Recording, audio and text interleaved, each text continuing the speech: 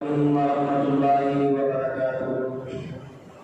الحمد لله رب العالمين والعاقبة للمتقين والصلاة والسلام على سيد الأنبياء والمرسلين.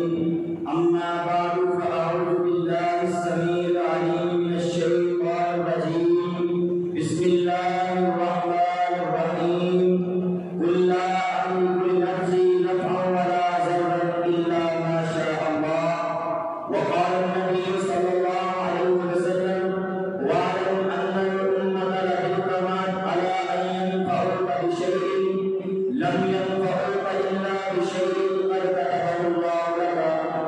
معزز اساتذہ کرام اور میرے ہم اپنے ساتھیوں، آج میں جس موضوع پر آپ کے سامنے ہم کلام ہونے لگا ہوں وہ ہے نفع نقصان کا مالک صرف اللہ ہے۔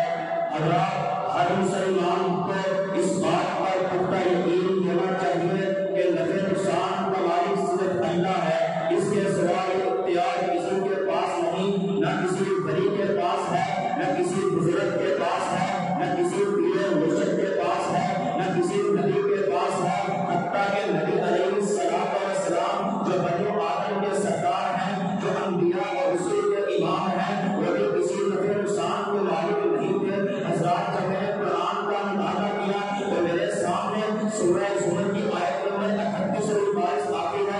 اللہ فرماتے ہیں: قل افرأیتم ما تدعون من دون اللہ ان ارادنی اللہ بضر هل هن کاشفات ضره او ارادنی برحمة هل هن ممسكات رحمته قل حسبی اللہ علیہ یتوکل المتوکلون قل یا قوم اعملوا علی مکانتکم انی عامل فسوف تعلمون۔ اس آیت میں اللہ نے چیلنج کیا ہے کہ اگر کسی غیر اللہ کے پاس نفع نقصان کا اختیار ہے تو جس کو اللہ نقصان پہنچانا چاہے وہ اسے اس نقصان سے بچا کر دکھائے، یا جس کو اللہ اپنی رحمت سے نوازنا چاہے وہ اسے اس رحمت سے روک کر دکھائے۔ اللہ یہ ایسا نہیں کر سکتے۔ اس کا مطلب یہ ہے کہ وہ کسی کو نفع نقصان نہیں پہنچا سکتے۔ اللہ اسی طرح جب میں نے پھر قرآن کا مطالعہ کیا تو میرے سامنے سورہ یونس کی آیت نمبر 106 اور 7 آتی ہے۔ اللہ فرماتے ہیں: بلا تدعوا من دون اللہ ما لا ينفعك ولا يضرك فإن فعلت فإنك إذا من الظالمين وإن يمسسك الله بضر فلا كاشف له وإن يردك بخير فلا راد لفضله يصيب به من يشاء من عباده وهو الغفور الرحيم۔ اللہ اسی طرح جب میں نے پھر قرآن کا مطالعہ کیا میرے سامنے سورہ توبہ کی آیت نمبر 51 آتی ہے۔ اللہ فرماتے ہیں: قل لن يصيبنا إلا ما كتب الله لنا هو مولانا وعلى الله فليتوكل المؤمنون۔ اللہ اسی طرح سورہ جن کے اندر اللہ رب العالمین نے ارشاد فرمایا: قل إني لا أملك لكم ضرا ولا رشدا قل إني لن يجيرني من الله أحد ولن أجد من دونه ملتحدا۔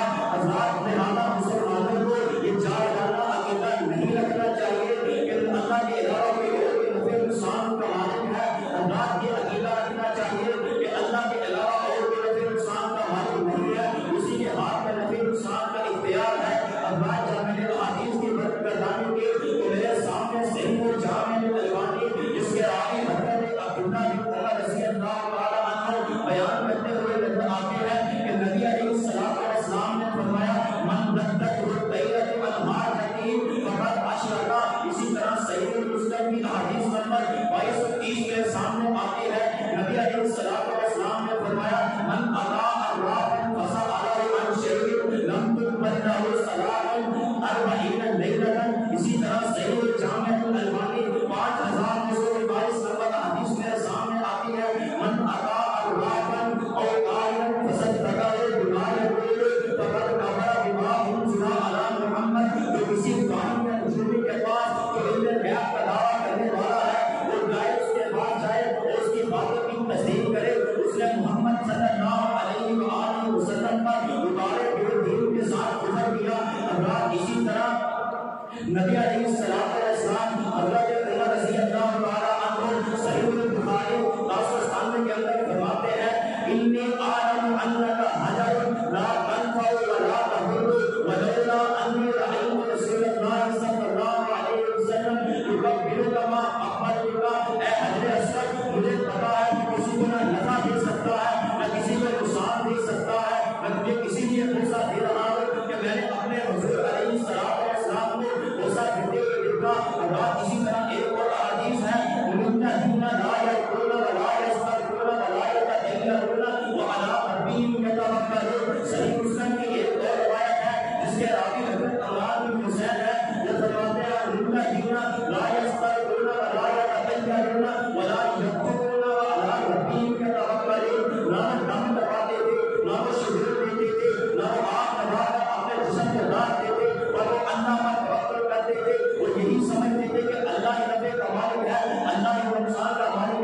اولاد میں اپنی بات کا اختتام ان الفاظ پر کروں گا، وہ دین جس سے پہلے